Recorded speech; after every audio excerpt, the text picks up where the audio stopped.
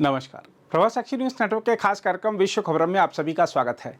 क्या उत्तर कोरिया युद्ध की तैयारी कर रहा है? जब दुनिया का आधे से ज्यादा हिस्सा पहले ही संघर्षों में उलझा हुआ है, ऐसे में क्या किम जोंग उन एक और मोर्चा खोलकर वैश्विक संकट को और भड़का सकते हैं? हाल की तस्वीरें और घटनाक्रम इसी ओर इशारा करते नजर आते हैं। सत्ता, सैन्य शक्ति और उत्तराधिकार की कहानी अब टैंक के ऊपर से लिखी जा रही है और यह संकेत मामूली नहीं है।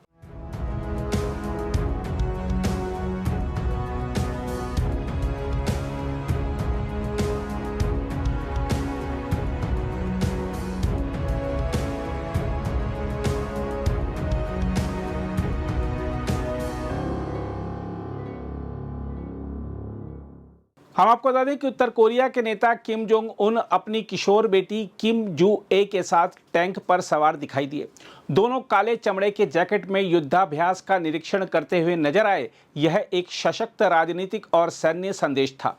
टैंक के ऊपर बैठा यह दृश्य दुनिया को बताने के लिए काफी है कि प्योंगयांग सिर्फ तैयारी नहीं कर रहा, बल्कि अपने अगले कदम के लिए मानसिक रूप से भी तैयार है। वैसे यह पहली बार नहीं है जब किम अपनी बेटी को इस तरह के सैन्य कार्यक्रमों में साथ ला रहे हैं। पिछले कुछ महीनों में किम जू ए मिसाइल परीक्षण, गोलीबारी अभ्यास और हथियार कारखानों के दौरे में लगातार नजर आई हैं। वह राइफल और पिस्तौल चलाती भी दिखाई दी। यह साफ संकेत है कि उन्हें केवल दिखावे के लिए नहीं, बल्कि भविष्य के नेतृत्व के लिए तैयार किया जा रहा है। अगर इस घटनाक्रम को व्यापक संदर्भ में देखें तो तस्वीर और भी गंभीर हो जाती है। हाल ही में उत्तर कोरिया ने जापान सागर की दिशा में कई बैलिस्टिक मिसाइलें दागी।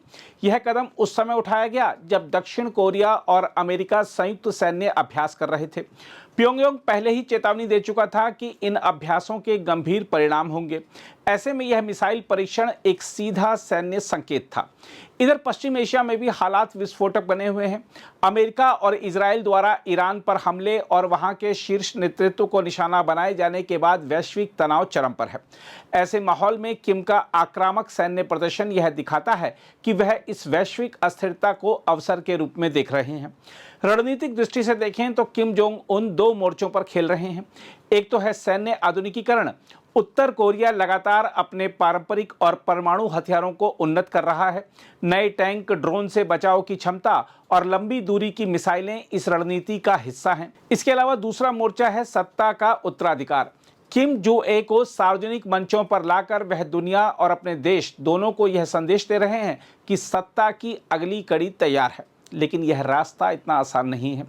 किम की बहन किम यो जोंग, जो देश की दूसरी सबसे ताकतवर शख्सियत मानी जाती हैं, वह एक बड़ी चुनौती बन सकती हैं।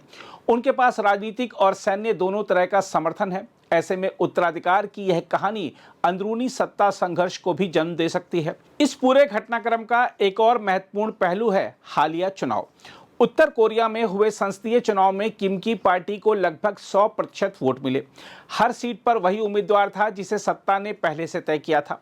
विपक्ष का कोई अस्तित्व नहीं था। केवल 0.07% लोगों ने ना में वोट डाला। यह आंकड़ा भले ही छोटा लगे, लेकिन दशकों बाद पहली बार इसे सार्वजनिक किया गया। यह भी एक तरह का संकेत है कि सत्ता अपनी पकड़ को दिखाने के साथ साथ नियंत्रित पारदर्शिता का खेल भी खेल रही है। अब सवाल यह है कि क्या यह सब केवल शक्ति प्रदर्शन है या वास्तव में युद्ध की तैयारी है? जवाब सीधा नहीं है, लेकिन संकेत बेहद स्पष्ट हैं।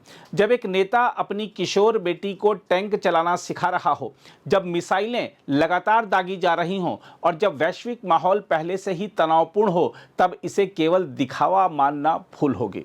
किम जोंग उन का यह कदम केवल अपने दुश्मनों को डराने के लिए नहीं है, बल्कि अपने देश के भीतर सत्ता की स्थिरता और निरंतरता का संदेश देने के लिए भी है। देखा जाए तो यह एक मनोवैज्ञानिक युद्ध है जो टैंक की गर्जना और मिसाइल की आग के साथ साथ छवि और प्रतीक के स्तर पर भी लड़ा जा रहा है। दुनिया को अब यह समझना होगा कि उत्तर कोरिया केवल एक अलग थलग देश नहीं है, बल्कि एक ऐसा खिलाड़ी है जो सही समय का इंतजार कर रहा है।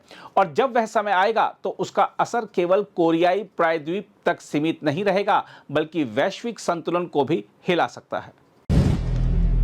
अगर आप भी लेना चाहते हैं देश दुनिया की तमाम जानकारी, तो आज ही सब्सक्राइब करें हमारे चैनल को। साथ ही नीचे दिए बेल आइकन को जरूर दबाएं ताकि हर अपडेट आप तक पहुंच सके।